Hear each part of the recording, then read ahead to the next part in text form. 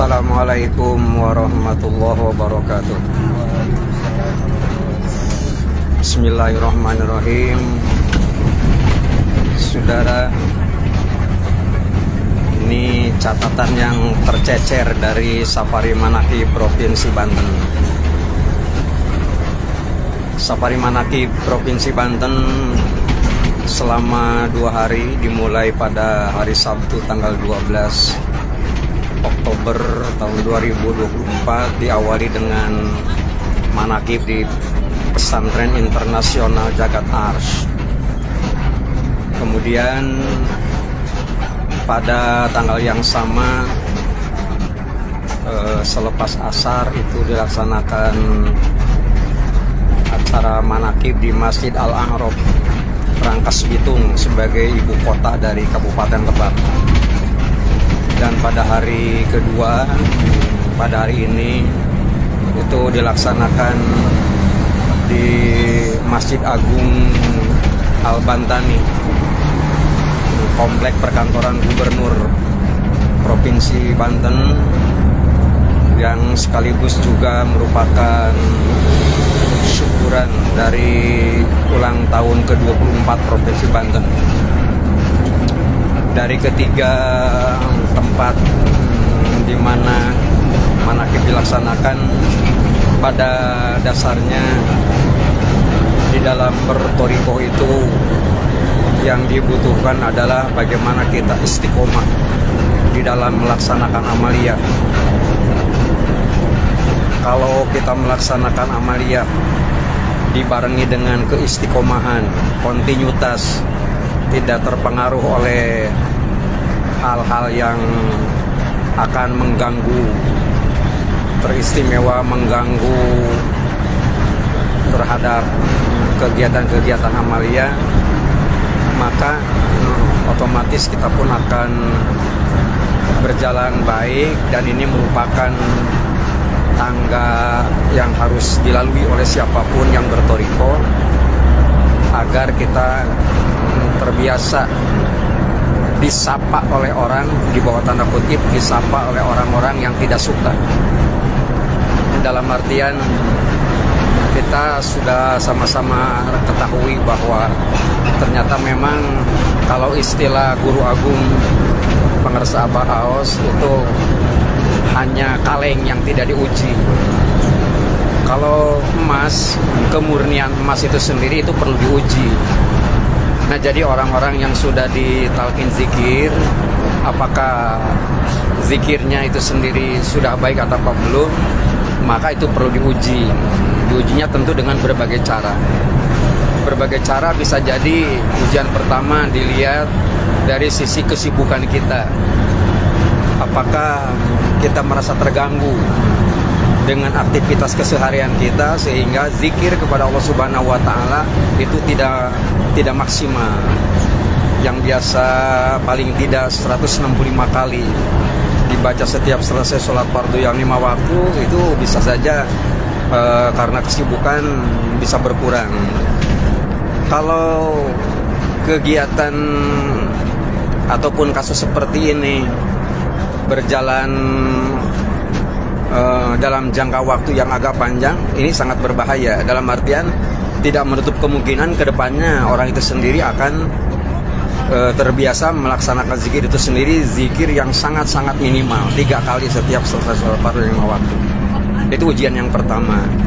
Yang kedua, itu kan kita ini kan punya benteng. Yang namanya benteng itu dalam artian satu media untuk memproteksi serangan dari musuh.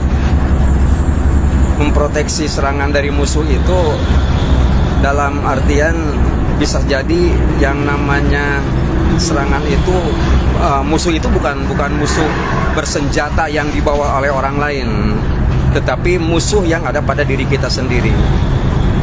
Paling utama dan yang paling besar pengaruhnya musuh kita adalah bagaimana kita mengatasi rasa malas. Rasa malas ini sering muncul pada saat kita melaksanakan amaliyah. Makanya sangat disarankan apabila mau melaksanakan amaliyah itu sendiri, bukan hanya sebagai media penyemangat, tapi juga sebenarnya untuk membiasakan riyadhah kita bagaimana caranya meningkatkan amaliyah semacam begitu. Makanya sangat dianjurkan untuk bisa melaksanakan amaliyah itu secara berkelompok. Secara berkelompok itu dalam artian sebut saja semacam benteng yang ada pada ring pertama ya. Ring pertama kan zikir ya, zikir baik zikir jahar ataupun zikir khafi. Kalau zikir jahar kan otomatis kan akan dibatasi oleh waktu. Sementara kalau zikir khafi tidak ada pembatas waktu sama sekali. Karena tidak ada pembatas waktu sama sekali, otomatis kan peluang untuk bisa meraih derajat yang lebih tinggi itu sangat dimungkinkan. Nah ini semuanya akan bergantung kepada kemauan kita. Itu yang pertama. Yang kedua, benteng kita adalah berbentuk khotaman. Khotaman yang seperti tadi dilakukan ya pagi-pagi ya. Khotaman itu dilakukan sebelum acara manakib dimulai, selesai jeda rehat, melaksanakan sholat sunnah, isyraq dan lain-lain. Kemudian dibuka acara manakib itu sendiri dengan acara khotaman. Nah ini kalau dilakukan secara pribadi-pribadi bisa jadi ini merupakan pekerjaan yang sangat menyita perhatian. Tapi kalau dilakukan secara berjamaah, secara berkelompok, bisa jadi ini merupakan satu peluang bagaimana caranya kita membiasakan hal-hal yang baik gitu. Itu kan yang kedua. Yang ketiga, benteng kita adalah adanya acara manakiban. Sudah tidak ada waktu lagi untuk tidak bersyukur kepada Allah Subhanahu wa taala, karena untuk saat sekarang yang namanya manakib itu sendiri itu terbuka luas setiap waktu. Dalam artian begini,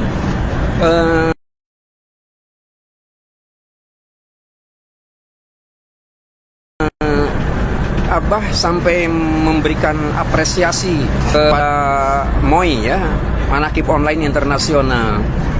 Apresiasi Abah sebagai mursyid kita itu dilihat daripada fakta pertama memang bertahan sudah bertahun-tahun gitu. Yang kedua, ternyata gangguan-gangguan teknis itu sudah relatif bisa diatasi gitu. Saya ambil contoh, ada wakil talqin yang pas giliran dia harus menyampaikan khidmat ilmiah umpamanya, tapi sedang ada di luar kota umpamanya.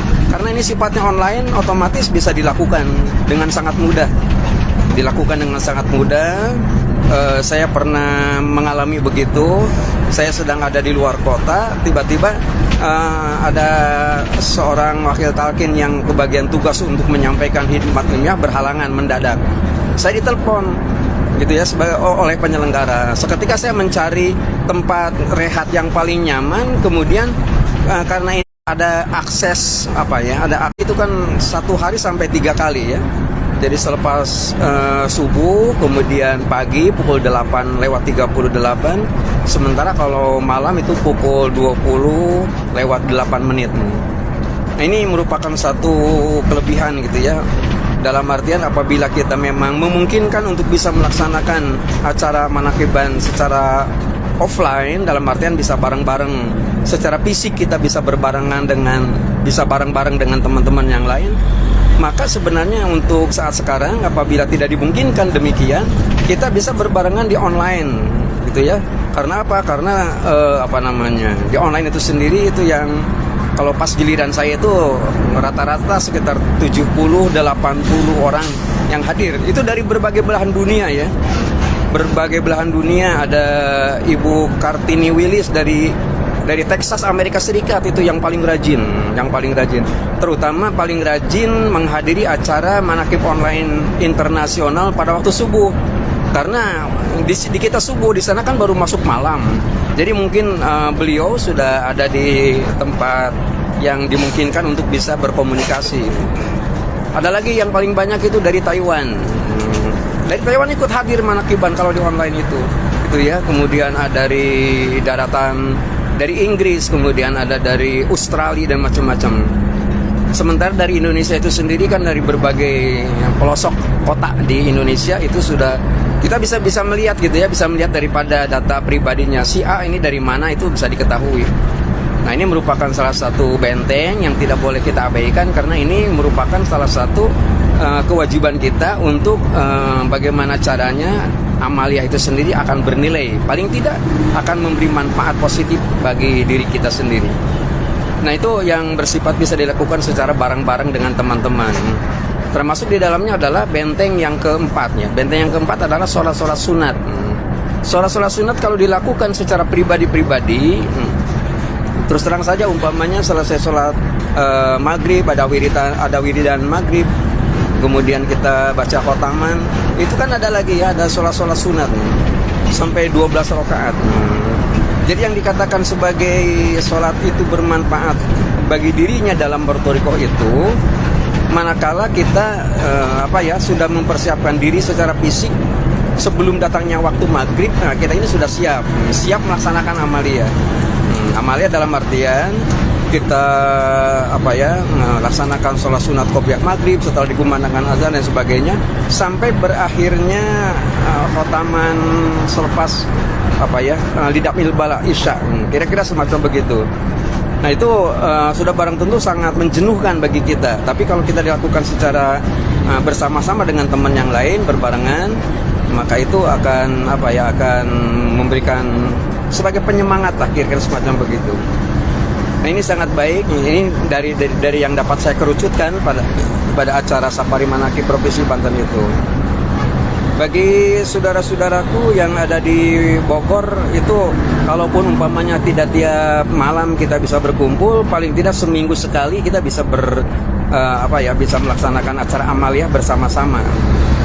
Yang saya lakukan pada setiap malam Jumat kedua dan malam Jumat yang keempat di Raudhah, di Madrasah Raudhah Baitul Jabar yang di Cibulu, Kiai Ade Haris ya, Ibu Hajah Ida Farida.